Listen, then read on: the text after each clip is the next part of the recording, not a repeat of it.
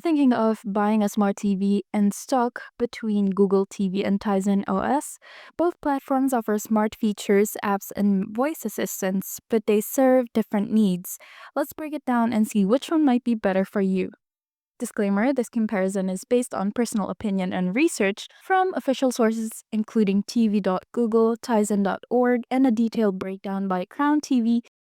According to Google TV, it's designed to unify your streaming experience by pulling content from all your apps into one personalized homepage. Key highlights include AI powered recommendations, smart suggestions based on your habits, Google Assistant integration, hands free control over TV and smart home devices, wider app library, which access to over 10,000 apps from the Google Play Store, and brand flexibility found in TVs from Sony, TCL, Hisense, and more.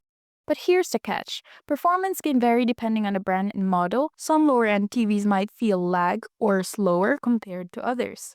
According to Tizen.org, Tizen OS is Samsung's in house smart TV platform built specifically for their hardware. Benefits include faster performance, optimized for Samsung's hardware, offering a smoother experience, clean, minimal interface, which means less clutter, easier to navigate, SmartThings integration, which means control your smart devices directly from the TV, and multiple voice assistants, includes Bixby, Alexa, and Google Assistant. Tizen OS is exclusive to Samsung, which means tighter hardware or software integration, but less variety when it comes to brands. For the key takeaways from CrownTVUS.com, the speed and performance: Tizen is faster on Samsung TVs, Google TV speed varies. For app library, Google TV wins in quantity, while Tizen wins in stability and optimization. For the interface, Tizen is minimal and Google TV is feature-rich with suggestions. For the smart features, Google Assistant is more advanced. Tizen has better smart home sync. Samsung pushes longer updates to Tizen.